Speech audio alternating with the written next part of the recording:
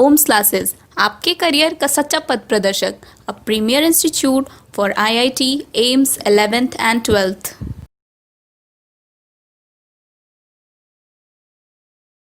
हाँ जी, तो स्टार्ट किया जाए आज का लेक्चर। अभी तक हम लोग या लास्ट क्लास में हम लोग डिस्कस कर रहे थे कुछ प्रॉब्लम, इलेक्ट्रिक फील्ड पे बेस्ड कुछ प्रॉब्लम, जिसमें हम लोगों ने देखा था कि उसके जो इलेक्ट्रॉन या कोई चार्ज है उसका पाथ कैसा हो जाता है, पाथ उसका पैराबोलिक हो जाता है। कहीं पे ये एक्सटर्नल ई फील्ड के परपेंडिकुलर और ट्रांसवर्स डायरेक्शन में यदि किसी चार्ज पार्टिकल को थ्रो किया जाता है विथ सम वेलोसिटी u। उस पर बेस्ड हम लोगों ने कुछ प्रॉब्लम देखे थे। आज भी हम लोग आज के क्लास में कुछ और इंटरेस्टिंग प्रॉब्लम हम लोग करने जा रहे हैं, ठीक है। आज का क्लास जो है हम लोग एक सिंपल से प्रॉब्लम से स्टार्ट करते हैं, जिसको मैं वो रीड कर रहा हूँ।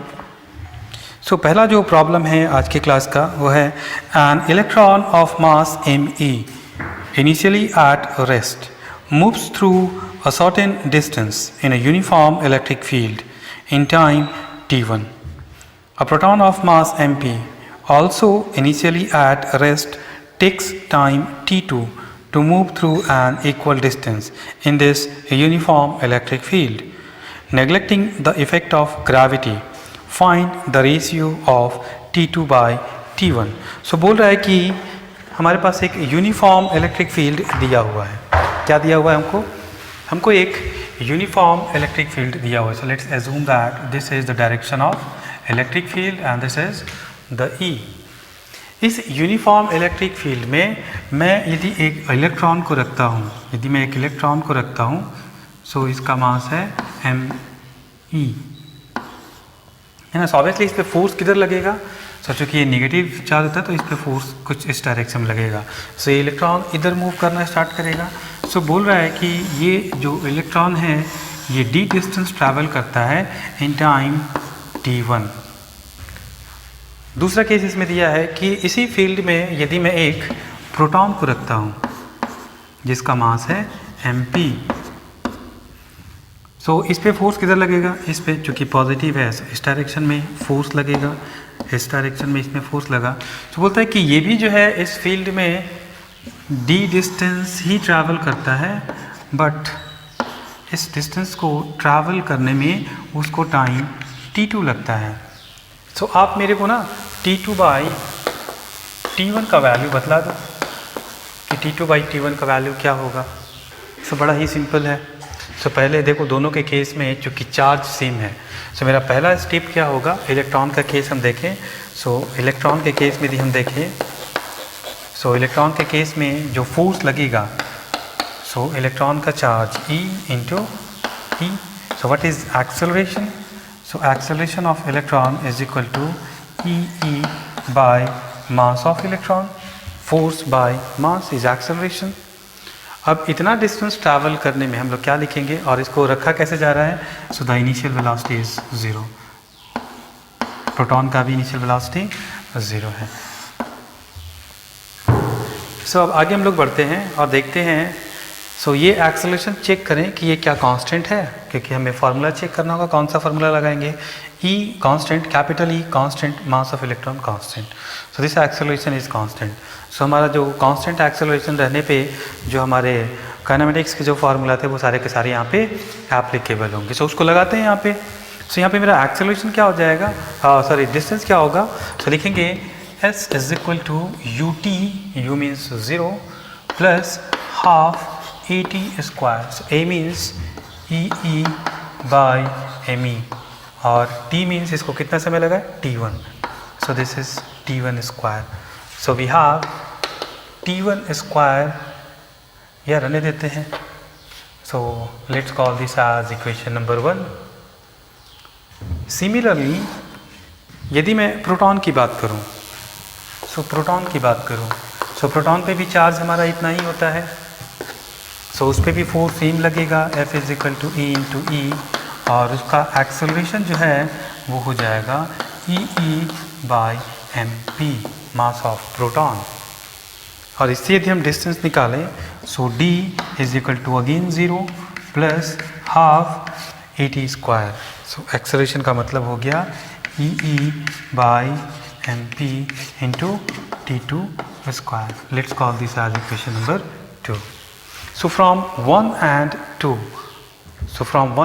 2 एक और दो से हम लोग क्या लिख सकते हैं, दोनों में लेफ्ट हैंड साइड में डी डी है, सो राइट हैंड साइड बराबर होगा.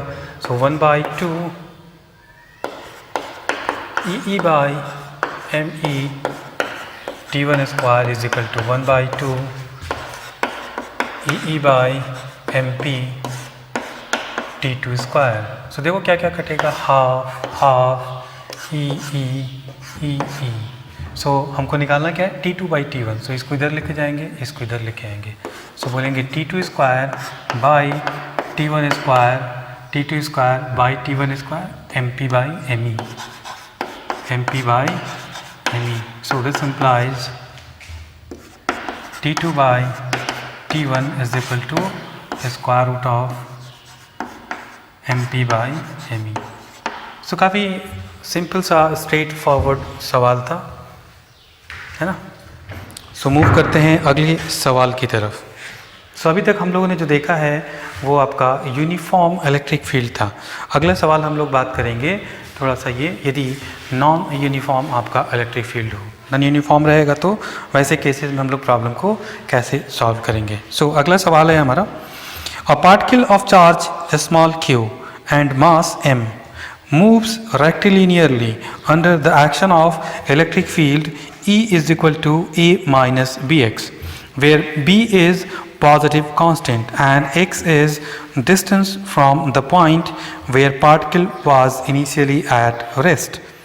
Then find the distance traveled by the particle before coming to rest. First time and acceleration of the particle at that moment. So बड़ा ही अच्छा सा सवाल है, simple सा मेथडोलॉजी है और उस मेथडोलॉजी पे हम लोग चलेंगे और इस सवाल को बनाएंगे.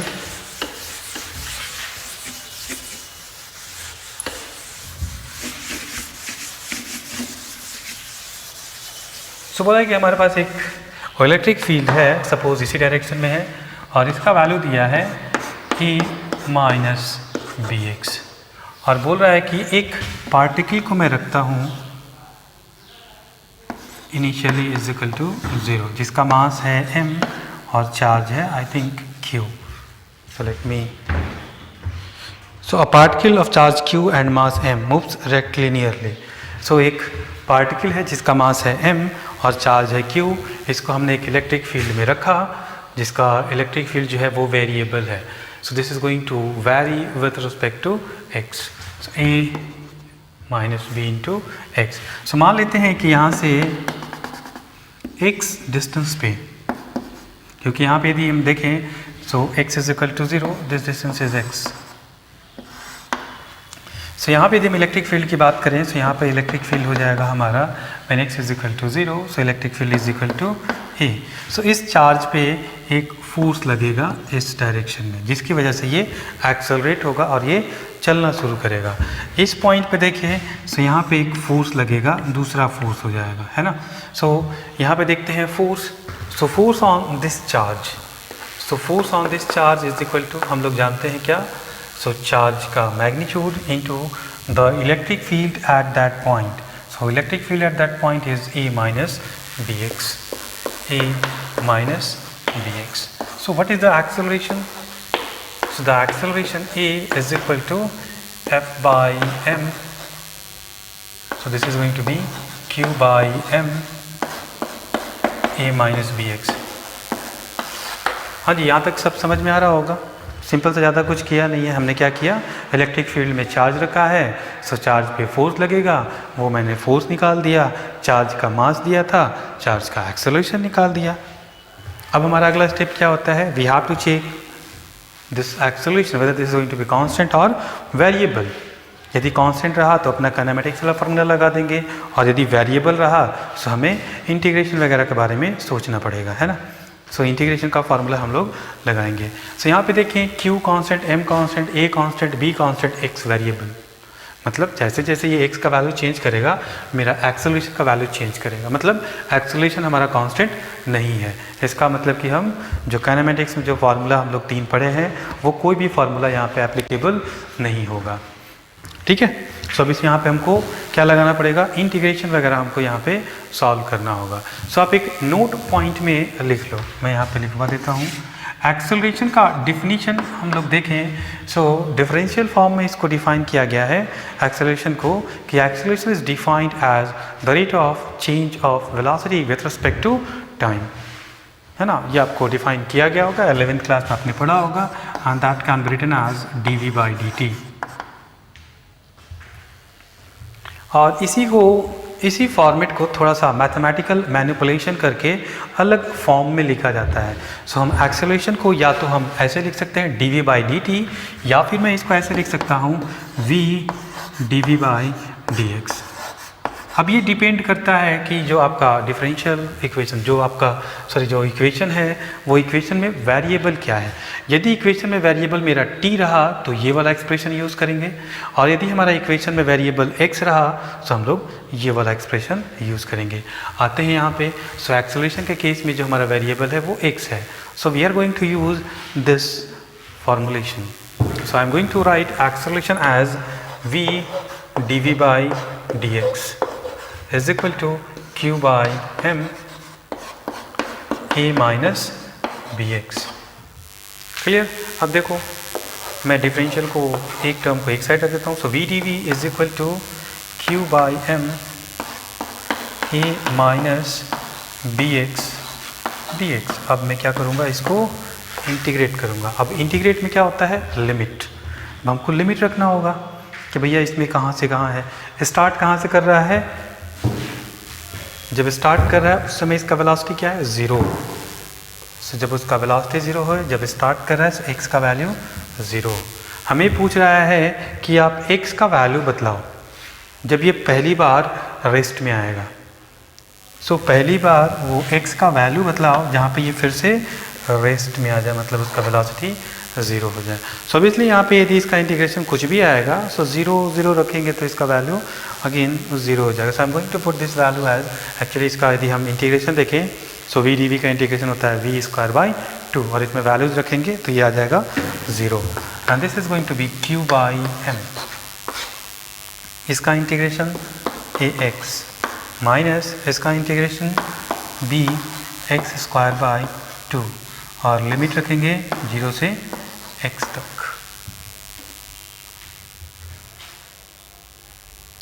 Clear.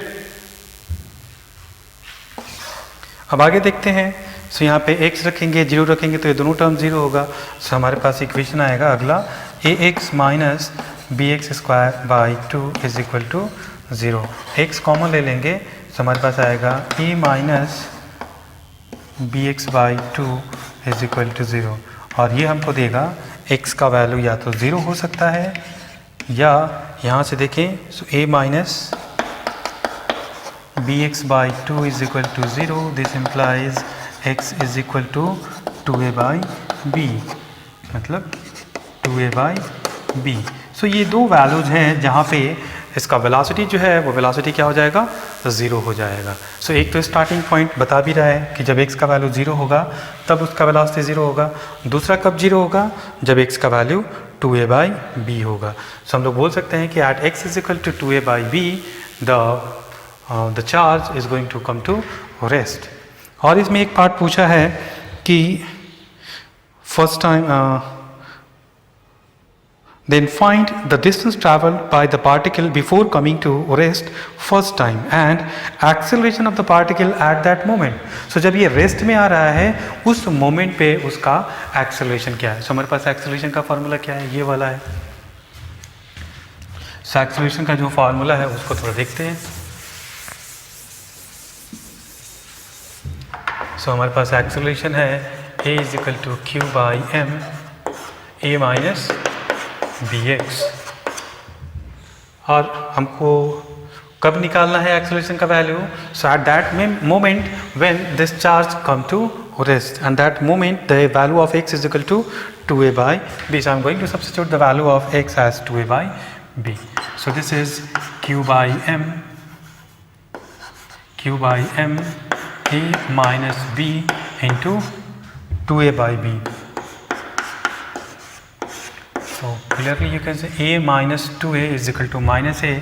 So this is minus QA by M. So this is what is the answer of this problem. So इस तरीके के जो सवाल हैं तो इसमें केवल ये फॉर्मेशन आपको रखना पड़ता है कि ये फॉर्मेशन कैसा, उसके बाद अगला स्टेप हमारा इंटीग्रेशन का होता है। सो यहाँ पे इंटीग्रेशन का नॉलेज होना काफ़ी ज़रूरी है। यदि आपको इंटीग्रेशन नहीं आता है तो आप इसके बाद प्रोसीड ही नहीं कर पाओगे, है ना। सो फिजिक्स में जहाँ पे ऐसे वेरिएबल का केस होगा सो वहाँ पे इंटीग्रेशन आपको आना ज़रूरी है। सो इसलिए बोला जाता है कि फ़िज़िक्स को सीखने के लिए आपका जो है वो इंटीग्रेशन स्ट्रांग होना चाहिए और ऑब्वियसली डिफरेंशिएशन भी थोड़ा बहुत आना चाहिए ताकि आप ऐसे फॉर्मेशंस आप लिख सको, है ना। तो चलिए अगले सवाल की तरफ थोड़ा चलते हैं। सो हम लोग पीरियोडिक मोशन के बारे में भी बात किए हैं, हम लोगों ने पीछे भी बात किया हुआ है कि कूलम्ब्स लॉ में यदि आपका चार्ज पे कोई फोर्स लगता है तो अलग अलग टाइप के सिचुएशंस होते हैं जहाँ पे जो हमारे चार्ज हैं वो ऑसिलेट करते हैं और मैक्सिमम केसेस में हमने देखा है कि वहाँ पे पार्टिकल जो है वो सिंपल हार्मोनिक मोशन करते हैं, है ना। आज भी हम लोग कुछ उसी टाइप का प्रॉब्लम जो है अभी डिस्कस करने वाले हैं जहाँ पे वो ऑसिलेशन तो होगा बट क्या वो SHM होगा या नहीं होगा ये भी हम लोग चेक करेंगे। सो इलेक्ट्रिक फील्ड के टर्म में ऐसे सवाल को हम लोग देखेंगे। सो सवाल क्या है, सो जो अगला सवाल है हमारा, अगला सवाल है a block of mass small m containing a net positive charge q is placed on a smooth horizontal table which terminates in a vertical wall as shown in the figure. The distance of the block from the wall is small d. A horizontal electric field capital E towards right is switched on, assuming elastic collision if any. Find the time period of resulting oscillatory motion. Is it simple harmonic motion? So बड़ा ही simple सा और बड़ा ही अच्छा सवाल पूछा है।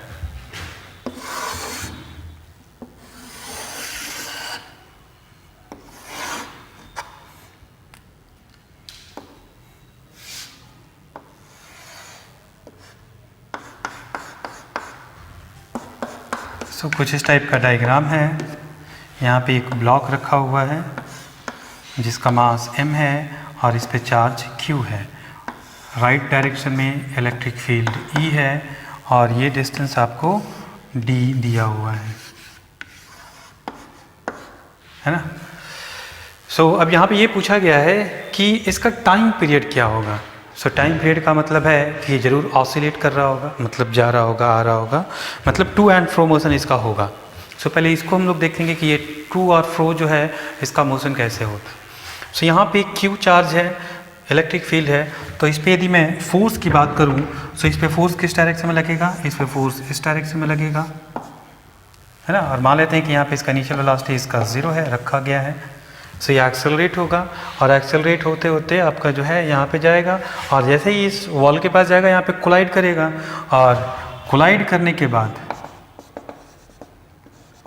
क्योंकि यहाँ पे जो कॉलिजन है वो कैसा है, परफेक्टली इलास्टिक है। सो जितने वेलोसिटी से इसको हिट करेगा उतने ही वेलोसिटी से ये रिबाउंड भी होगा, तो इसके पास कुछ वेलोसिटी होगा। सो इस वेलोसिटी से ये रिबाउंड करेगा और इस वेलोसिटी से ये रिबाउंड करता है, अभी भी इस पे फोर्स इधर ही लगेगा, अभी भी इस पे फोर्स इस इलेक्ट्रिक फील्ड के कारण और इस पे जो चार्ज है उसके कारण इधर ही लगेगा। सो वेलोसिटी इस डायरेक्शन में, एक्सेलरेशन इस डायरेक्शन में, तो ये क्या होगा, इसका मोशन और रिटार्ड होगा। सो कुछ समय के बाद ये आके यहाँ पे फिर से 0 हो जाएगा और जैसे ही रुकेगा फिर से फोर्स एक्टिंग, सो ये फिर से आगे जाएगा, टकराएगा, वापस आएगा, जाएगा, आएगा। सो इस तरीके से ये क्या है, टू एंड फ्रो मोशन हो रहा है, मतलब ये ऑसिलेट कर रहा है। अब चूंकि ये ऑसिलेट कर रहा है तो आपसे पूछा है इसका टाइम पीरियड निकालिए। सो इसका टाइम पीरियड निकालने के लिए हम लोग क्या करेंगे, इसको 2 सेक्शंस में बांटेंगे। पहला इसका जो जर्नी है इलेक्ट्रिक फील्ड के डायरेक्शन में, यहाँ से वॉल तक आने का टाइम, और दूसरा टाइम यहाँ से यहाँ तक, और इन दोनों को जोड़ेंगे तो यही टाइम पीरियड कहलाता है। है ना, इसी को हम लोग क्या बोलेंगे, टाइम पीरियड। सो पहले हम लोग बात करते हैं ए से बी का जर्नी, और फिर हम बात करेंगे बी से ए का journey. So from A to B, so from A to B, from A to B journey, या for, not from, for A to B journey. So A से बी के जर्नी के लिए, सो इसमें टाइम हम लोग मान लेते हैं t1, तो कैलकुलेट करते हैं। सो इस डायरेक्शन में फोर्स, सो फोर्स लगा हमारा q into E, so acceleration Q E by M, है ना। डिस्टेंस आपको दिया हुआ है, सो फार्मूला हमारा क्या हो जाएगा, कौन सा फार्मूला लगाएंगे, s is equal to U T plus half A T square, s is equal to U T plus half A T square. यदि वो फार्मूला लगाएं, so s is equal to initial velocity 0 plus half A means Q E by M, और time मान लेते हैं t1, so t1 square, and this is going to give us t1 is equal to 2md by Q E square root. सो ये कौन से journey के लिए हो गया, ए से बी के लिए। अब बी से जब ए आएगा, सो वहाँ से आने के लिए हमको यहाँ पे v चाहिए। सो आफ्टर टाइम t1 या d डिस्टेंस ट्रैवल करने के बाद इसका यहाँ पे इस डायरेक्शन में वेलोसिटी क्या है वो भी निकालना हमको ज़रूरी है, तभी अगले जर्नी में हम इसके इस डायरेक्शन का वेलोसिटी हमको पता चलेगा। सो यहाँ पे वेलोसिटी हम लोग कैसे निकाल सकते हैं, सो हम लोग लिख सकते हैं v square is equal to U square plus 2as। So v हमको निकालना है, तो v स्क्वायर u हमारा 0 है, 2a क्या है हमारा क्यू ई बाई एम, और s क्या है हमारा b। So this is v square, so this is going to be square root of b। So velocity हमको यहाँ पे पता चल गया कि इतने वेलोसिटी से जाके इसको हिट करेगा। सो वापस कितने से आएगा, इसी वेलोसिटी से आएगा।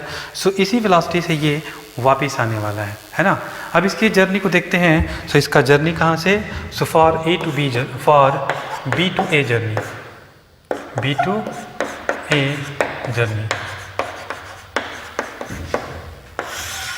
सो बी टू ए से जो इसका जर्नी है उसमें हम लोग देखते हैं। सो इसका इनिशियल वेलोसिटी v हमको पता है, फाइनल वेलोसिटी यहाँ पे जाके रुक जा रहा है ना। सो हम लोग क्या लिख सकते हैं इसको, और एक्सेलरेशन अपोजिट डायरेक्शन में है। सो लिखेंगे हम लोग फार्मूला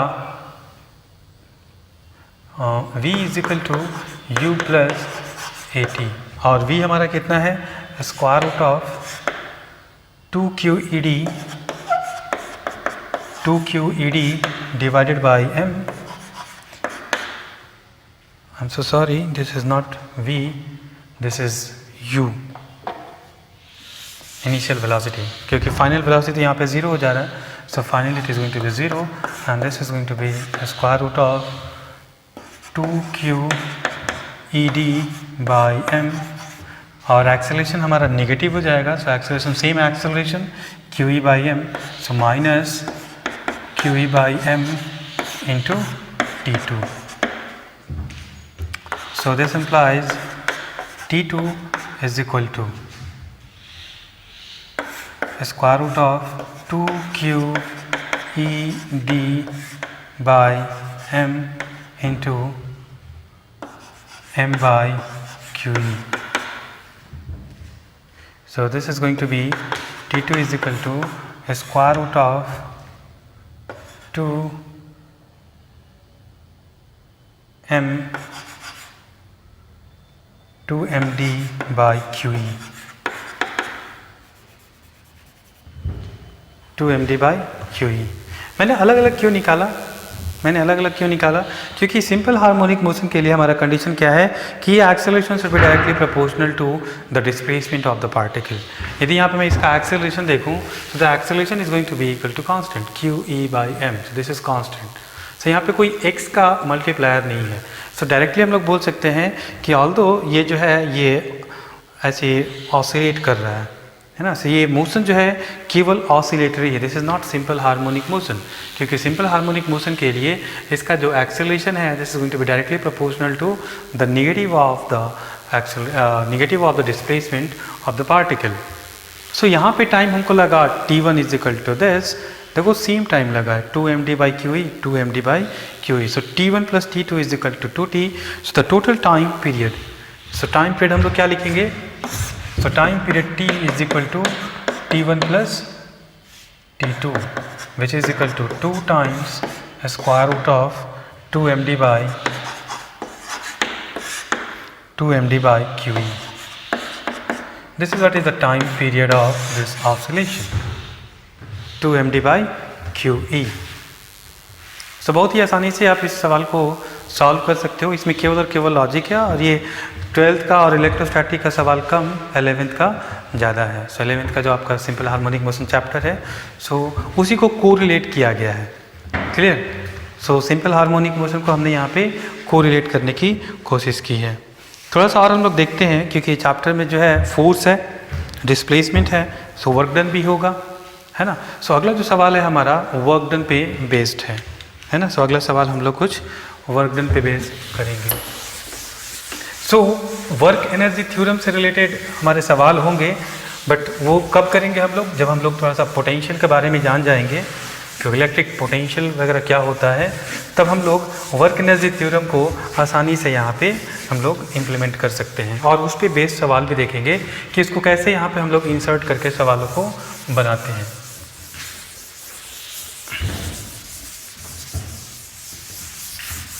सो अगले सवाल की तरफ मूव करते हैं। सो जो हमारा अगला सवाल है an electron moving with a speed of 5 × 10⁸ centimeter per second is shot parallel to an electric field of strength 1 × 10⁻³ Newton per coulomb arranged so as to retard its motion. How far will the electron travel in the field before coming to rest momentarily? So how much time will elapse? तीसरा है if the electron field ends abruptly after 0.8 centimeter, what fraction of its energy will the electron lose in traveling it? So ये अभी वाला ही सवाल है, बोल रहा है कि एक इलेक्ट्रॉन है जिसको कुछ पर्टिकुलर स्पीड से, मैं यहाँ पे न्यूमेरिकल वैल्यू नहीं दूंगा, न्यूमेरिकल वैल्यू आप पुट करके इसके वैल्यूज निकाल सकते हो। So an electron moving with the speed of some u velocity 5 × 10⁸ centimeter is shot parallel to an electric field of strength this arranged so as to retard its motion. सो ये electron है, और electron पे यदि मैं इस direction में electric field लगाऊं तो फोर्स इस डायरेक्शन, मतलब इलेक्ट्रिक फील्ड मेरा इस डायरेक्शन में है, सो फोर्स इधर में, तो इसके मोशन को और रिटार्ड करेगा। इस ई का वैल्यू भी आपको दिया है, इस यू का वैल्यू दिया है, इस ई का वैल्यू आप जानते हैं। सो जो पहला सवाल पूछा है, बोल रहा है कि how far will the electron travel in the field before coming to rest momentarily. So चूँकि अब इस डायरेक्शन में इसको फोर्स लग रहा है, सो ये आगे कुछ दूर जाने के बाद रुक जाएगा, यहाँ पे इसका वेलोसिटी जो है वो क्या होगा, 0 होगा, और उस समय भी इलेक्ट्रिक फील्ड इस पे फोर्स इधर ही लगा रहा होगा, सो फिर ये इस डायरेक्शन में एक्सेलरेट होगा। सो बोल रहा है कि इस मोमेंट पे पहुँचने के लिए you have to find out, so how far will the electron travel in the field before. So how far means this distance, let's say this is x। So इस डिस्टेंस का वैल्यू बतलाओ। सो हम लोग आसानी से बतला सकते हैं, कौन सा फॉर्मूला लगा सकते हैं। सो इस पे force, so force is equal to E × E acceleration. So चूँकि आप जानते हो, मैं इसलिए थोड़ा सा तेज जा रहा हूँ, है ना। सो E/m एक्सेलरेशन निकल गया, final velocity 0, initial velocity u और डिस्टेंस x। सो फार्मूला हम लोग यूज़ करेंगे v² = u² + 2as। Final velocity 0, initial velocity u दिया हुआ है, और प्लस 2 एक्सेलरेशन, चूँकि रिटार्ड है, तो हम लिखेंगे -E/m, और s हमारा है x। सो x = देखो तो कितना हो जाएगा, mu²/2e। इसको एक और तरीके से बना सकते हैं, ये आपका पहला मेथड हो गया। दूसरा मेथड देखते हैं यहाँ पे, दूसरा मेथड कैसे बना सकते हैं, है ना। सो यहाँ पे हम लोग लगाएंगे क्योंकि हमारा इलेक्ट्रिक फील्ड जो है वो कैसा फील्ड है, कंजर्वेटिव फील्ड है। So energy is going to be conserve. So यहाँ पे हम लोग वर्क एनर्जी थ्योरम भी लगा सकते हैं। So change in kinetic energy is equal to total work done. So what is the kinetic energy है? सो यहाँ पे काइनेटिक एनर्जी देखें, so kinetic energy initial is equal to half mu square. What is the final kinetic energy? Kinetic energy final is equal to 0. And what is the total work done? So total work done देखें तो so force लग रहा है इधर, force is equal to Q means E into E. This is force और displacement इधर हो रहा है. So change in kinetic energy. So change in kinetic energy is equal to total work done. इस फॉर्मूला को लगाते हैं work energy theorem. So final kinetic energy is 0 minus initial kinetic energy half mu square is equal total work done. So work done देखो कैसे होगा। So force इधर है, displacement इधर है। So the work done is F dot S, और F dot S में क्या होता है, F into S into cos theta, and cos the angle is going to be 180, so cos pi is -1, so this is going to be minus F means E into E और distance है x. So this implies x is equal to this minus and this minus is going to be cancel out. So mu square by 2 E. So मैं बस यहाँ पे ये सवाल लाने के पीछे लॉजिक यही था कि आप ऐसे इलेक्ट्रिक फील्ड वाले सवाल में वर्क एनर्जी थ्योरम भी लगा सकते हो, कंजर्वेशन ऑफ एनर्जी भी। कंजर्वेशन ऑफ एनर्जी इसलिए अभी नहीं लगा सकते क्योंकि अभी हमने पोटेंशियल के बारे में नहीं बतलाया है ना। सो कंजर्वेशन ऑफ एनर्जी कुछ समय के बाद फिर हम लोग देखेंगे कि कैसे लगाएंगे जब हमें पोटेंशियल निकालना आ जाएगा। सो अभी हम लोग उसको अभी ज़्यादा से ज़्यादा हम लोग वर्क एनर्जी थ्योरम लगा सकते हैं क्योंकि अभी हमें पोटेंशियल के बारे में जानकारी नहीं है। इसका बी पार्ट देखते हैं। सो बी पार्ट में बोला है how much time will elapse, यहाँ से यहाँ तक जाने में कितना टाइम इलैप्स करेगा। तो हम लोग फिर कौन सा फॉर्मूला लगा देंगे, v is equal to U plus A T V zero, U हमारा तो u है, minus E E by M into T. So वही सेम फार्मूला है ना, M U by E E. दूसरा पार्ट भी बन गया।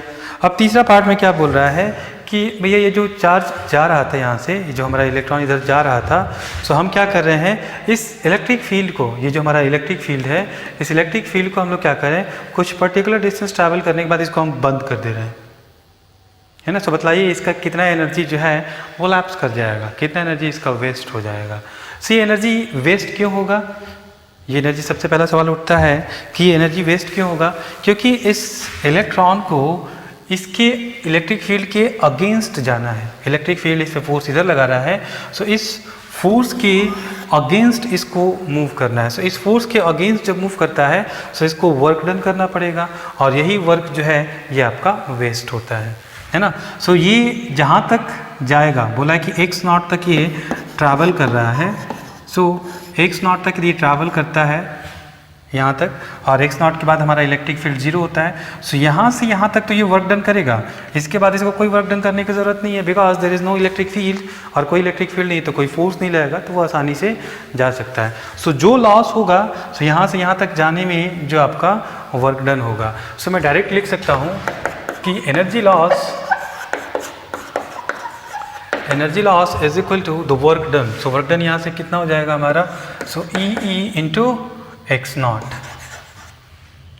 ई इंटू एक्स नॉट। और पूछा क्या है आपको, if the electric field ends abruptly after 0.8 centimetre, मैंने उसको वैल्यू को एक्स नॉट ले लिया है, so मतलब एक्स नॉट का वैल्यू 0.8 सेंटीमीटर दिया हुआ है। What fraction of its energy will the electron lose in traversing it. So बोल रहा है कि इसको ट्रैवर्स करने में कितना फ्रैक्शन इसके एनर्जी का आपका जो है वो लॉस हो जाएगा। सो इसके पास एनर्जी था कितना, हाफ mu स्क्वायर, लूज कितना किया, इतना। यदि हम फ्रैक्शन निकालें, so fraction of energy loss is equal to, देखें, so E x nought divided by half mu square, half mu square.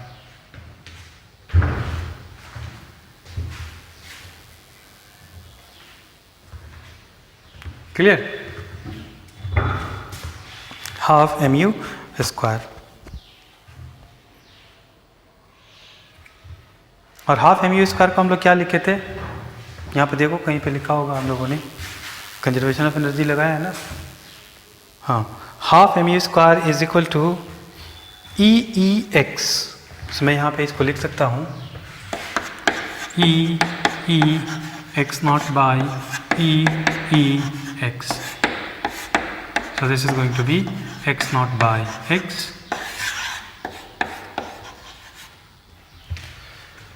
x not आपको 0.8 दिया हुआ है और इस x का वैल्यू आप यहाँ से निकाल सकते हो। सो x नॉट और x का रेशियो ले लो, वही फ्रैक्शन ऑफ एनर्जी आपको लॉस निकल जाएगा। क्लियर? सो मूव करते हैं हम लोग अगले सवाल की तरफ। मैं इसको फिर से थोड़ा सा सर्कुलर मोशन से इसको कोरिलेट करने की कोशिश करता हूँ, है ना।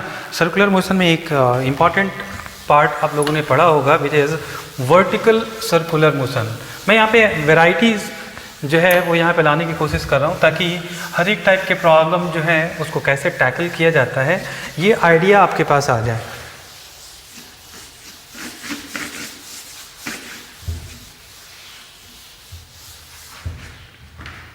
और फिजिक्स में ये जितना प्रॉब्लम करोगे उतने अलग अलग टाइप के हैं, आपका कॉन्सेप्ट क्लियर रहेगा, सब में सेम कॉन्सेप्ट लगता है। कोई भी सवाल हो बस उसको प्रोसीड करने का तरीका हल्का फुल्का चेंज करेगा, बट कॉन्सेप्ट जहाँ से हम लोग स्टार्ट करेंगे सो सेम चीज़ होगा। मैं सवाल को रीड करता हूँ। बोल रहा है कि find u minimum so that particle will complete vertical circle.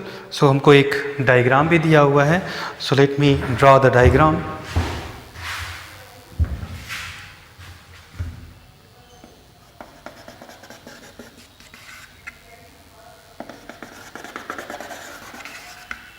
सो ऐसा एक सर्कुलर पाथ है जिस पे कोई पार्टिकल मूव कर रहा है, जिस पे चार्ज q है और m है, और बोल रहा है कि बतलाओ इसका u मिनिमम कितना हो ताकि ये सर्कल जो है वो कंप्लीट कर ले। ये 11th क्लास में आप लोगों ने कर रखा होगा, है ना, वर्टिकल सर्कुलर मोशन में। अभी यहाँ पे सिचुएशन वहाँ के केस में q के बारे में हम लोग बात नहीं करते थे, लेकिन यहाँ पे अब हम लोग q के बारे में बात करेंगे। और आप लोग को याद होगा कि इस u मिनिमम को निकालने के लिए हम लोग क्या करते हैं, यहाँ पे वर्टिकल पॉइंट पे जाते हैं, स्टॉप पॉइंट पे, और इस टॉप पॉइंट पे हम लोग नेट फोर्स लिखते हैं और बोलते हैं कि इस स्ट्रिंग में जो टेंशन है, इस स्ट्रिंग में जो टेंशन है वो टेंशन हमारा ज़ीरो हो जाए, और वहाँ से फिर हम लोग u मिनिमम निकालते हैं। सो एक इसको वर्टिकल सर्कल कंप्लीट करने के लिए क्या करना होगा, सो वर्टिकल सर्कल कंप्लीट करने के लिए इसको यहाँ पे जो स्ट्रिंग का टेंशन है वो स्ट्रिंग का टेंशन क्या होना चाहिए, ज़ीरो होना चाहिए। ठीक है। सो यहाँ पे टेंशन इसका क्या होना चाहिए, ज़ीरो होना चाहिए। सो यहाँ पे टेंशन, अभी आपको और चीज़ क्या दिया हुआ है कि यहाँ पे इलेक्ट्रिक फील्ड जो है वो इस डायरेक्शन में आपको दिया गया है। अब इस केस में बतलाओ कि इस u मिनिमम का वैल्यू क्या होगा। सो हम लोग पहुँचते हैं इस पॉइंट पे, और इस पॉइंट पे इस पर क्या क्या फोर्सेस लगेंगे। यदि मैं यहाँ पे लिखूँ, सो एक तो इसका mg, दूसरा इस पे चार्ज q है, सो इस पे फोर्स लगेगा नीचे की तरफ, सो प्लस QE, है ना, और क्या लगेगा, इस स्ट्रिंग का टेंशन प्लस T, और यदि देखें सो इधर में लिख सकते हैं हम लोग, यहाँ पे यदि इसका वेलोसिटी हो v, सो लिखेंगे mv स्क्वायर बाई r, यदि इस स्ट्रिंग का लेंथ r हो, इसका लेंथ दिया हुआ है r। क्लियर? सब लिखते हैं इक्वेशन। सो इस वाले पॉइंट पे हम लोग फोर्स बैलेंस करते हैं और लिखते हैं। सो क्या लिखेंगे हम लोग लिखेंगे mg plus QE plus T is equal to mv square by r, है ना। और एक रिवोल्यूशन और ये सर्कल को कंप्लीट करने के लिए इस पॉइंट पे कंडीशन क्या होना चाहिए कि इस स्ट्रिंग का टेंशन ज़ीरो होना चाहिए। सो टेंशन को यदि हम ज़ीरो करेंगे सो लिखेंगे mg plus QE is equal to mv square by r, और यहाँ से हमको v निकल जाएगा। So v square is equal to mg plus QE into R by M। So ये हमारे पास v स्क्वायर का वैल्यू आ गया। अब क्या करेंगे, अब चूंकि हमारा देखें तो ग्रेविटी है और इलेक्ट्रिक फील्ड है, दोनों कंजर्वेटिव है ना। यदि दोनों कंजर्वेटिव है तो यहाँ पे और यहाँ पे हम लोग क्या निकाल सकते हैं, आपका एनर्जी कंजर्वेशन लगा सकते हैं। ये सर नो, हाँ जी। सो क्या लगा सकते हैं, एनर्जी कंजर्वेशन। और चूंकि भी यहाँ पे हम लोग एनर्जी कंजर्वेशन न लगाए क्या लगाएंगे, वर्क एनर्जी थ्योरम। तो वर्क एनर्जी थ्योरम यदि हम लगाएं सो क्या लिखेंगे, the change in kinetic energy is equal to total work done. So what is the kinetic energy here, so here is going to be half mv square. So half mv square. What is the kinetic energy here? So half mu minimum square. So minus half mu minimum square is equal to total work done. So total work done हम लोग क्या लिखेंगे, हाँ जी, total work done क्या लिखेंगे हम लोग। So इसमें दो फोर्सेस हैं और दोनों फोर्सेस किधर काम कर रहे हैं, नीचे की तरफ, mg और QE। और ये भी देखो कांस्टेंट, ये भी constant. So the total work done is going to be this force into the net displacement. So the net displacement is r plus r is 2r। और ये चूंकि हमारा फोर्स नीचे की तरफ है, डिस्प्लेसमेंट ऊपर की तरफ है, so this is going to be minus mg plus QE into 2r। So half mu minimum whole square is equal to half mv square. और v स्क्वायर को क्या लिखेंगे हम लोग, mv स्क्वायर ही देख लो, यहाँ से mv स्क्वायर ही रहने दो। सो डायरेक्ट mv स्क्वायर का वैल्यू हम लोग रख सकते हैं। So half mv square is equal to, so half mg plus QE into r। और जब ये इधर जाएगा so this is going to be minus minus plus. So plus mg plus QE into 2r। और दोनों के यदि हम ऐड करते हैं तो हमको मिलेगा half mu minimum square u minimum square is equal to, so ये जाएगा हाफ प्लस 2। सो 2 2 ज़ा 4 plus 1 5/2। 5/2 mg plus QE into r। So this 2 2 cancel और m से यदि हम भाग लगाएं so u minimum square is equal to g plus QE by m into r। और स्क्वायर हटा दें तो ये हो जाएगा square root. So this is what is the answer. So ये था थोड़ा हमारा सर्कल के साथ इसका इंक्लूजन, है ना, कि आपका जो है वो सर्किल में इलेक्ट्रिक फील्ड को कैसे इंट्रोड्यूस किया जा सकता है। सो इस तरीके से बहुत सारे वेरिएशन पॉसिबल है। सभी हम लोग आज का और इस टॉपिक का इलेक्ट्रिक फील्ड का हम लोग लास्ट सवाल डिस्कस करने जा रहे हैं। और नेक्स्ट क्लास में हम लोग फिर कंटिन्यूअस चार्ज सिस्टम के बारे में देखेंगे कि कंटिन्यूअस चार्ज सिस्टम क्या होता है और उसके कारण कहीं पे भी इलेक्ट्रिक फील्ड हम लोग कैसे कैलकुलेट करते हैं। सो हमारा लास्ट सवाल है, सो मैं पढ़ता हूँ। On a long smooth horizontal plane over which a horizontal electric field capital E exists, a charged ball with mass small m and charge small q is dropped from a height small h over the plane. Coefficient of restitution for collision between plane and ball is small e. Find the ratio of maximum height attained and horizontal distance moved during the interval of nth collision to n plus 1th collision। बहुत ही बढ़िया सवाल है ना। इसमें सारे concept आपके clear हो जाएंगे। सो इसमें थोड़ा सा आपका काइनेमेटिक्स भी क्लियर हो जाएगा और थोड़ा आपका कॉलिजन का कॉन्सेप्ट भी क्लियर होगा, इलेक्ट्रिक फील्ड का भी कॉन्सेप्ट है। सो बहुत सारा चीज़ इसमें इन्वॉल्व है। सो ये सवाल को यहाँ पे लाने के पीछे यही रीज़न था कि इसमें बहुत सारे कॉन्सेप्ट एक साथ हैं। So how we are going to handle all those concept at a time.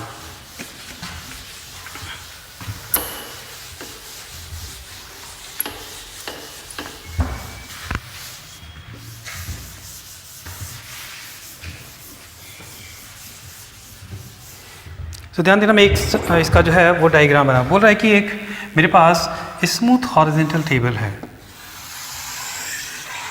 ऐसा स्मूथ हॉरिजॉन्टल टेबल है, मैं पूरा ही यूज़ कर लेता हूँ बिकॉज इसमें काफ़ी सारी चीज़ें हैं, तो ये पूरा यूज़ कर लेता हूँ। बोल रहा है कि हम इसको h हाइट से एक बॉल को ड्रॉप कर रहे हैं, ये हाइट कितना है, h दिया हुआ है, इसका मास m है और इस पे चार्ज q है, और बोल रहा है कि हॉरिजॉन्टल डायरेक्शन में हमारे पास इलेक्ट्रिक फील्ड E भी है, और एक और इस पे फोर्स है हमारा जो कि ग्रेविटी के अंदर में है, सो हमारे पास एक और जो फील्ड है नीचे में G। सो इस मास के ऊपर देखें, सो इस डायरेक्शन में फोर्स लगेगा mg और इस डायरेक्शन में फोर्स लगेगा qe। सो इस mg के कारण ये नीचे आएगा, और चूंकि ये हमारा स्मूथ टेबल है, सो बॉल यहाँ पे आके टकराएगा, और टकराने के बाद फिर क्या होगा, ये रिबाउंस करेगा, है ना, और रिबाउंस करेगा तो यहाँ पे कोएफिशिएंट ऑफ रेस्टिट्यूशन आपको दिया हुआ है स्मॉल e। सो उस केस में उसका वेलोसिटी हम लोग देखेंगे कि रिबाउंड के बाद उसका वेलोसिटी क्या होगा।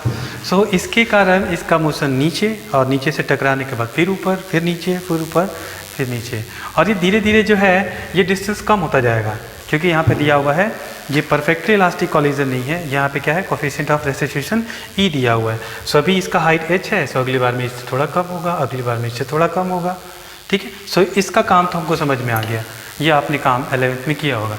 इसका काम क्या है, अब ये क्या करेगा, चूंकि इस इस पार्टिकल पे चार्ज है, सो ये इसको इधर की तरफ पुश करेगा। मतलब ऐसे आप समझ सकते हो, ऐसे कोई चीज़ गिर रहा है, मान लो प्लास्टिक का बॉल आप ऐसे गिरे और इधर से आप ना ब्लोअर चला दो, सो वो क्या करेगा, बॉल नीचे गिरेगा, ऐसे आगे की तरफ बढ़ता चला जाएगा। कुछ उसी टाइप का काम ये इलेक्ट्रिक फील्ड भी कर रहा है। सो इलेक्ट्रिक फील्ड क्या करेगा, इस बॉल को इधर से पुश करेगा, सो ये नीचे तो आएगा, नीचे के साथ साथ आगे भी बढ़ेगा। सो यहाँ से यदि डायग्राम बनाऊँ, सो ये यहाँ पे ऐसे आएगा, यहाँ से ऐसे जाएगा, यहाँ से ऐसे जाएगा, यहाँ से ऐसे जाएगा, सो इस टाइप से हिट करता चला जाएगा, है ना। सो इसका हॉरिजॉन्टल मूवमेंट भी होगा, और ये हाइट जो है मैंने यहाँ पे गलत दिखला दिया, यहाँ पे हाइट जो है वो हर एक कॉलिजन में जो है वो आपका डिक्रीज करेगा। सो हर एक कॉलिजन में आपका ये जो हाइट है वो डिक्रीज करेगा।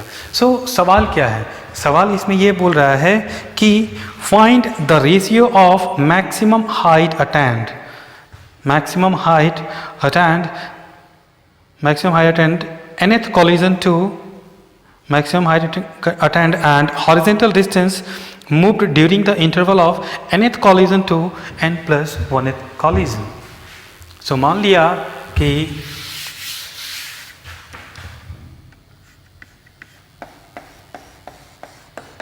यहाँ पे इसका nth collision है और ये n plus 1th collision है, and this is going to be h max in this interval, clear। so nth और n plus 1th के बीच में जो आपका मैक्सिमम हाइट है उसका और किसका रेशियो, कौन सा distance, the maximum height attained and horizontal distance moved during the interval of the nth collision to n plus 1th collision। बोल रहा है कि इस distance, so let's call this as xn। so we have to find out the value of h max by xn is equal to what। सवाल ये है। so how we are going to solve that, so very interesting problem है ना। so इस सवाल को हम लोग कैसे सॉल्व करेंगे, स्टेप बाय स्टेप चलेंगे, है ना। so सबसे पहले हमारा क्या काम होगा कि ये पार्टिकल है ना यहाँ से यहाँ तक आने में कितना वक्त लगाएगा। So let's call this as t0। So आप लोग जो है वो मोशन इन वन डायमेंशन में आप लोगों ने पढ़ा होगा, है ना। सो जो टोटल टाइम ऑफ फ्लाइट होता है ऊपर जाना और नीचे जाना tu/g, है ना। सो यहाँ पे यदि हम टाइम निकालें, so the initial velocity is 0, s is equal to this. So यदि मैं फार्मूला लगाऊँ, so s is equal to ut plus half a t square, so t means t0 square, so we have t0 is equal to square root of 2h/g। so this is what is my first collision, है ना, और यहाँ पे ऐसे ही ये second collision होगा। सो यहाँ से यहाँ तक आया, सो यहाँ से यहाँ तक आने में इसको समय लगा t0। अब यहाँ से यहाँ तक आने में हम लोग निकाल सकते हैं। सो यहाँ पे वेलोसिटी क्या होगा जब ये हिट करेगा, यहाँ पे इसका velocity, so let's call this velocity as v1। So v1 हम लोग कैसे निकालेंगे, so v1 is equal to u plus a t0, और u हमारा 0 है, एक्सेलरेशन है g और ये है, सो हमारा वैल्यू हो जाएगा, यदि हम देखें, so v is equal to a t0, v1 is equal to a t0, और t0 का वैल्यू रखें, सही हो जाएगा g square root of 2h by g, and this is going to be 2gh। ये हमारा वेलोसिटी है v1। सो यदि ये v1 से हिट किया, सो यहाँ से जो निकलेगा, यहाँ से जो निकलेगा इसको बोलते हैं हम लोग u1। सो u1 का वैल्यू क्या होगा, अब यहाँ पे कोफिशिएंट ऑफ रेस्टिट्यूशन कितना दिया हुआ है, e। सो हम लोग लिखेंगे u1 is equal to e times v1। So this is going to be equal to e times v1, और v1 is equal to v ही रहने देते हैं, इसको v ही रहने देते हैं, e टाइम्स v1 के टर्म में ही हम लोग आगे निकालेंगे। सो यहाँ से यहाँ तक जाने में, let's call this as delta t1, पहले से दूसरे में जाने में इसको कितना वक्त लगेगा। So total time of flight की बात करें, so this delta t1 is equal to 2u by g. So 2 और u के जगह पे क्या है, u1 by g, so 2e v1 by जी। ठीक है, सिमिलरली जब ये यहाँ से ऐसा जाएगा,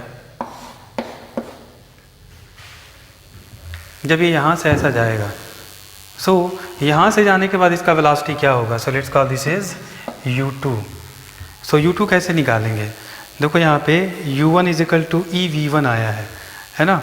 सो u2 हम लोग कैसे निकाल सकते हैं, सो u2 यदि हम यहाँ से निकालें, सो स्क्वायर रूट ऑफ 2gh है आपका v1 का वैल्यू। सो यहाँ पे फिर से वेलोसिटी क्या हो जाएगा, सो ये जितने से गया था उतने से हिट करता है, ये सब आप लोग जानते हो।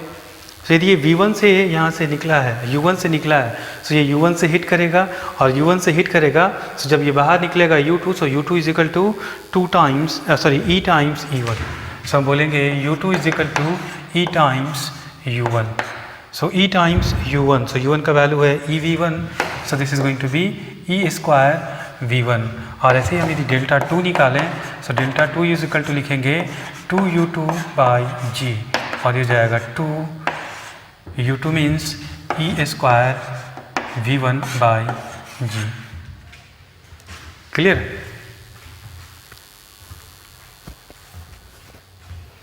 तो ऐसे करके हमको हर एक इंटरवल का निकालना पड़ेगा। सो सपोज मेरे को यहाँ पे पहुँचना है, सो यहाँ तक पहुँचने में इसको कितना समय लगेगा, सो हम बोलेंगे यहाँ से यहाँ तक जाने में t0, यहाँ से यहाँ तक जाने में डेल्टा t1, यहाँ से डेल्टा t2, डेल्टा t3, और इसके पहले वाला कौन सा होगा, nth वाला है। देखो सेकेंड के पहले वाला में डेल्टा t1 है, सो ये 2 है तो ये 1 है, सो यहाँ पे nth है तो इसके पहले वाला n-1 होगा। सो मैं बोलूँगा कि यहाँ का जो टाइम होगा, let's call this as tn, यहाँ तक का जो टाइम है वो tn मैं क्या लिख सकता हूँ, tn इज इक्वल टू मैं लिख सकता हूँ t0 plus delta t1 plus delta t2 plus dot dot dot delta t, कहाँ तक जोड़ेंगे, सो इसके पहले वाला पूरा interval, so delta t n-1, और इस वैल्यू को निकालें। सो t0 हमारा कितना है, सो t0 हमारा 2h बाई जी है, so square root of 2h by ji plus delta t1 कितना है 2, देखो यहाँ पे कैसे हम लोग कंपेयर करेंगे, 2e⁻1 v1 बाई जी, यहाँ पे u2 निकालें, t2 निकालें, सो 2e square v1 by g, so यहाँ पे लिखेंगे 2e v1 by ji plus 2e square v1 by ji plus dot dot dot 2 e to the power कहाँ तक जाना है, n-1, तो ई n-1 v1 बाई जी। देखो कुछ कॉमन निकालते हैं, so 2h by ji plus 2v1 by g common हो जाएगा, सो 2v1 बाई जी कॉमन होगा, इसमें बचेगा e plus e square plus e to the power n-1। Clear? मैं थोड़ा सा और आगे बढ़ता हूँ, तो लिखते हैं Tn का वैल्यू। आप पूछोगे सर ऐसा क्यों कर रहे हो, मैं आगे दिखलाऊंगा ऐसा क्यों कर रहा हूँ। सो Tn का वैल्यू, सो Tn का वैल्यू हो जाएगा square root of 2h by ji plus 2v1 by जी, और v1 का वैल्यू कितना है हमारा, सब देखो यहाँ पे v1, सो v1 का वैल्यू है square root of 2gh, square root of 2gh। So हमारा यहाँ पे क्या है 2 by g square root of 2gh into, अब ये देखो इसका वैल्यू क्या होगा, ये क्या जीपी में है, और जीपी में क्या होता है फार्मूला, ये इन टर्म्स का हम लोग लिखें, so a r to the power n-1 divided by r-1। मैं उसी फार्मूला को यहाँ पे a की जगह पे है हमारा e, r का वैल्यू है 1 2 3 4 up to n-1, so e to the power n-1 by e-1। अब यहाँ से देखो इसको सॉल्व करेंगे तो क्या हो जाएगा,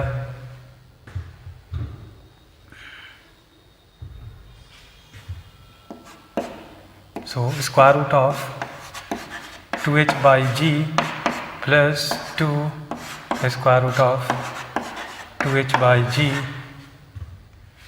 2h बाई जी, और ये हो जाएगा e to the power n-1 by e-1, so ये हो जाएगा हमारा Tn।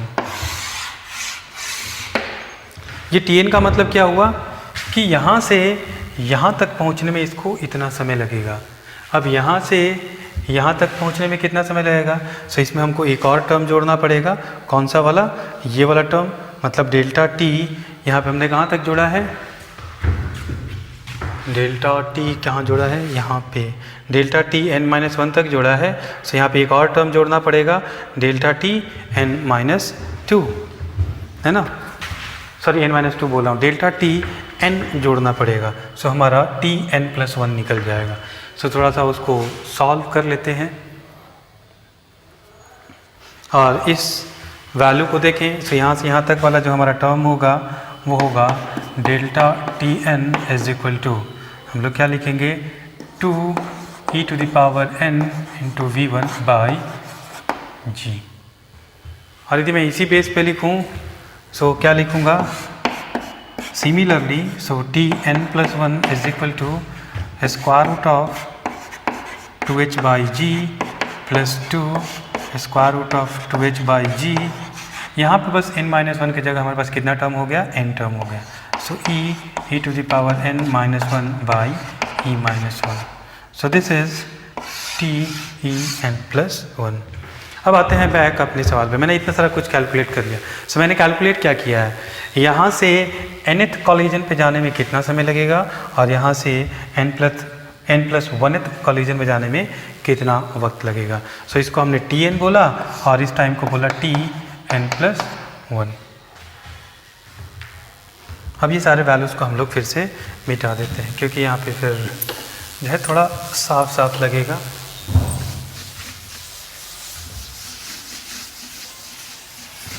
सो हमें जो कैलकुलेट करना है we have to calculate H maximum by xn। So चलो निकालते हैं पहले H maximum. So H maximum क्या हो जाएगा, सो देखो यहाँ पे टाइम जो है वो डेल्टा Tn और यहाँ पे जो वेलोसिटी है वो वेलोसिटी कैसा हो जाएगा, आप यहाँ पे थोड़ा सा कैलकुलेट करके देखो। सो यहाँ पे u1 है और यहाँ पे u2 है और u2 हमने क्या लिखा है e square v1 u2 2e square v1। सो यहाँ पे देखो nth है, सो nth में लिखेंगे हम लोग un is equal to e to the power n v1। इतने वेलोसिटी से इसको थ्रू किया जा रहा है। सो मैक्सिमम इसका जो हाइट क्या होगा, सो मैक्सिमम हाइट पे यहाँ पे वेलोसिटी क्या होता है 0। सो हम लिखेंगे v is equal to u कितना है हमारा e to the power n v1, v is equal to u plus not plus this is minus at, so g into, अब यहाँ से यहाँ तक जो इसको टाइम लगेगा इसका आधा, सो इसका आधा क्या हो जाएगा e to the power n v1, e to the power n v1 by g।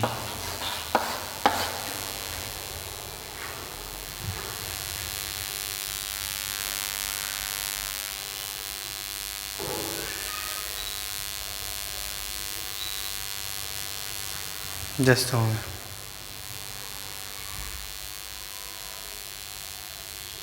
v is equal to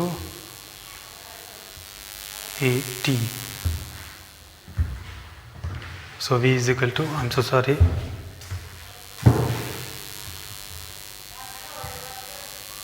v is equal to u plus at, we cannot apply, we have to apply v square is equal to u square plus 2as, v square is equal to u square plus 2as, और v का मतलब है यहाँ का velocity, तो यहाँ पे हो गया 0, u का मतलब है ये वाला velocity, so this is e to the power n v1 का होल स्क्वायर माइनस 2g, और ये हो गया h मैक्स। और यहाँ से यदि हम h मैक्स निकालें, सो h मैक्स जो है हमारा h मैक्स का वैल्यू आ जाएगा, सो इसको इधर लेके आए divided by 2g, so this is e to the power 2n into v1 square by 2g। So मेरे पास h मैक्स तो निकल गया, h मैक्स तो ये निकल गया। अब हमको क्या निकालना है, ये वाला डिस्टेंस निकालना है, मतलब xn निकालना है। इधर का एक्सेलरेशन हमको पता है, यदि ये फोर्स है सो एक्सेलरेशन क्या हो जाएगा, this divided by m is equal to acceleration.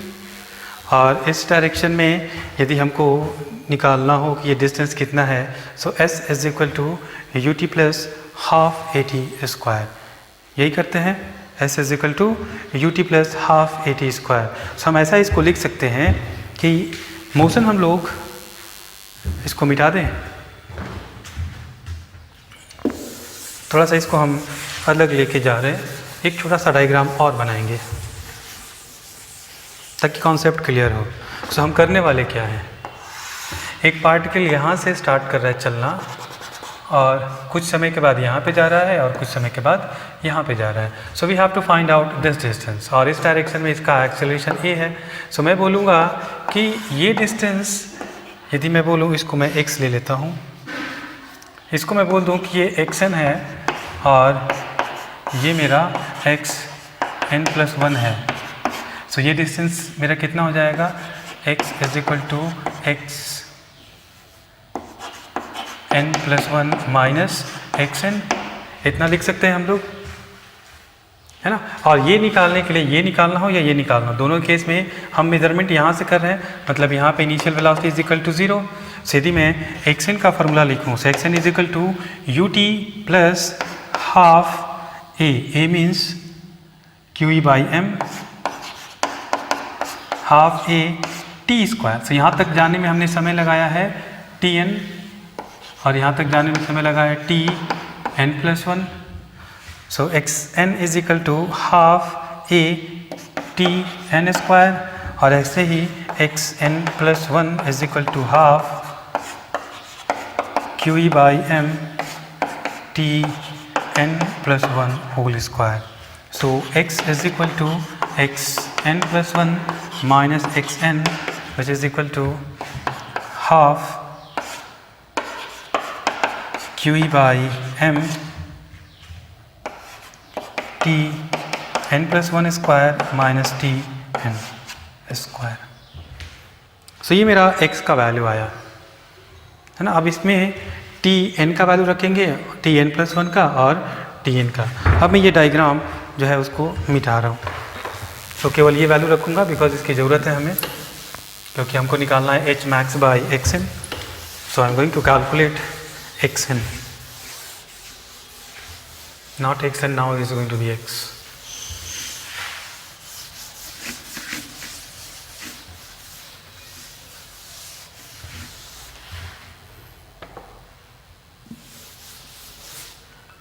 सो चलो इसको लिखते हैं। इसको और क्या लिख सकते हैं? सो मैं इसको एक लाइन और लिखता हूँ। x is equal to half QE by m, और इसको a square minus b square के टर्म में लिखते हैं। सो t n+1 प्लस Tn, और लिखूँगा t n+1 minus Tn।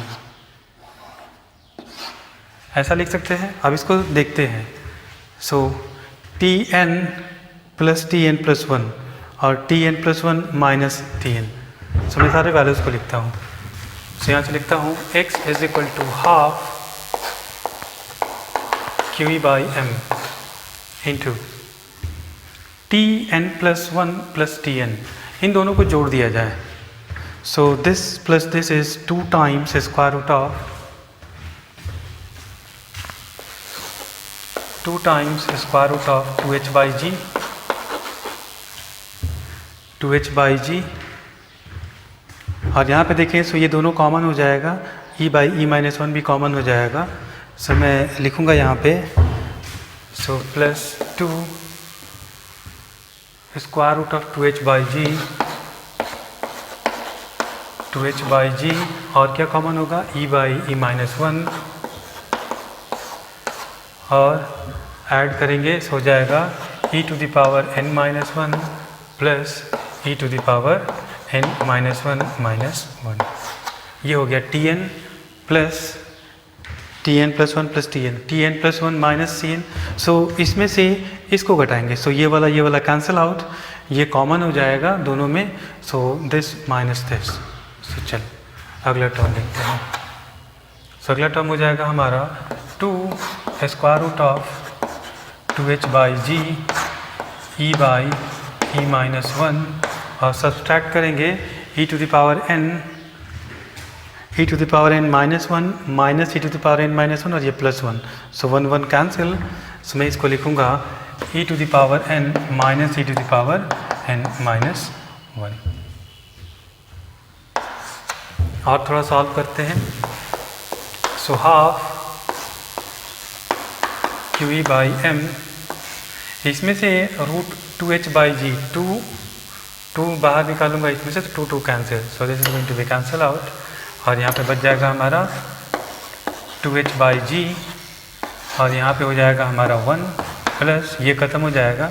So this is going to be, इससे मल्टीप्लाई कर देते हैं। So e to the power n+1 minus 2e, और plus e to the power n, और डिवाइडेड बाई e-1, और इसको सॉल्व करते हैं। सही हो जाएगा 2 square root of 2h by g into e by e-1। देखो इसमें से e to the power n-1 common लेते हैं। So e to the power n-1 यहाँ से लेंगे, सो यहाँ पे बचेगा e, यहाँ पे बचेगा -1। So this is going to be cancel out, और e to the power n-1 into e is going to be e to the power n। एक लाइन और लिखते हैं, और इसमें से देखो ये वाला लेते हैं। So square root of 2h by g, so this is 2h by जी, और ये रहेगा 2, so this is 4h by g. So यहाँ पे मैं लिखूँगा QE by m into 4h by जी, और यहाँ पे क्या बच जाएगा? e into e to the power n+1 is going to be e to the power n। अब इसको सॉल्व करेंगे। सो यह हो जाएगा e-1 plus e to the power n+1 minus 2e plus e to the power n divided by e-1। इसको solve करेंगे तो क्या आ जाएगा? सो e और minus 2e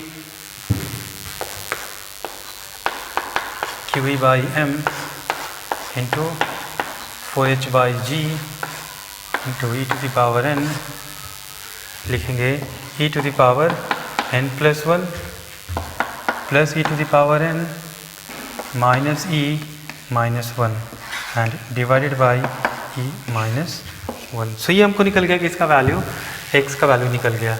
we have to find out h max by x।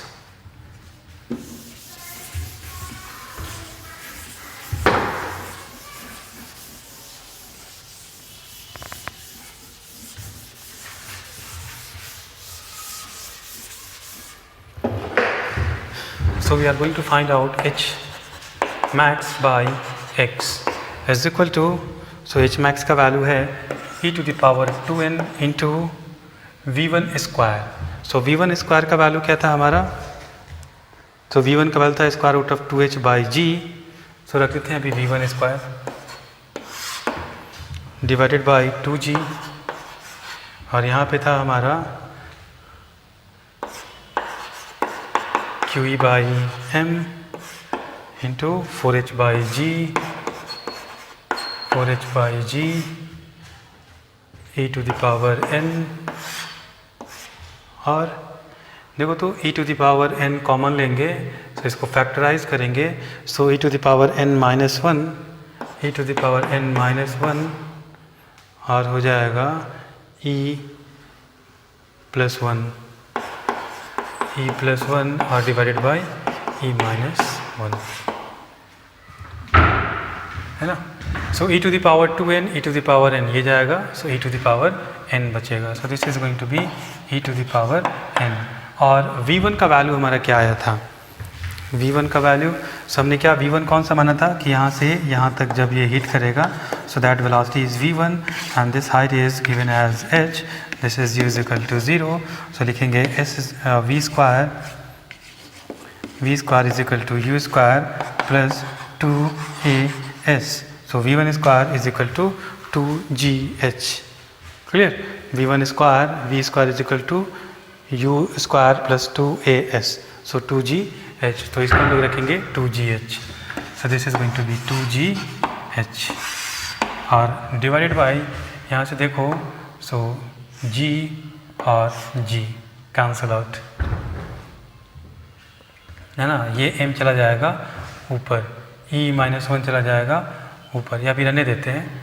So 2 into QE by m into 4h, this is e to the power n minus 1, e plus 1, e minus 1, है ना. कुछ और कटेगा, so h, so 2. So finally what we have is not 2, ये m g e to the power n e minus 1, m g e to the power n e minus 1 divided by 4QE e to the power n minus 1 into e plus 1, and this is going to be the value of h max divided by x.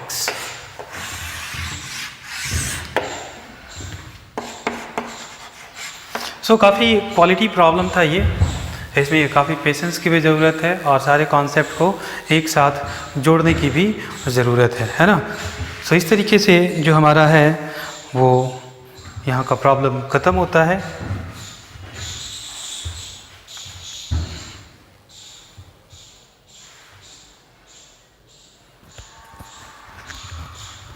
तो यहाँ पे हम लोग जो अब electric field पे जो है वो प्रॉब्लम हम लोग यहाँ पे डिस्कस अभी नहीं करेंगे ना अभी, और इसको थोड़ा सा एडवांस में लेके जाएंगे नेक्स्ट क्लास में. सो नेक्स्ट क्लास में नहीं, नेक्स्ट तो अब जो भी आ जाए प्रॉब्लम का जो भी हमारा क्लास होगा, सो नेक्स्ट क्लास में हम लोग क्या करेंगे, अभी तक जो भी हमने डिस्कशन किया है, कहीं पे भी डिस्कशन जो हमारा है वो पॉइंट चार्ज को लेके है हर एक चार्ज, क्योंकि हमारे कुलम साहब का डिफिनीशन भी क्या था कि force at any charge, force on any charge due to another point charge. अभी तक जितना भी डिस्कशन हम लोगों ने किया है केवल और केवल पॉइंट चार्ज को लेके किया है ना. सो आगे के जो डिस्कशंस होंगे उसमें हम लोग कंटिन्यूअस चार्ज डिस्ट्रीब्यूशन के बारे में हम लोग समझेंगे कि ये आखिर होता क्या है ना. और उसके बाद अलग अलग शेप पे यदि हमारा चार्ज का डिस्ट्रीब्यूशन है, सो उसके कारण अलग अलग पॉइंट्स पे हमारे इलेक्ट्रिक फील्ड कैसे निकाले जाते हैं. ठीक है.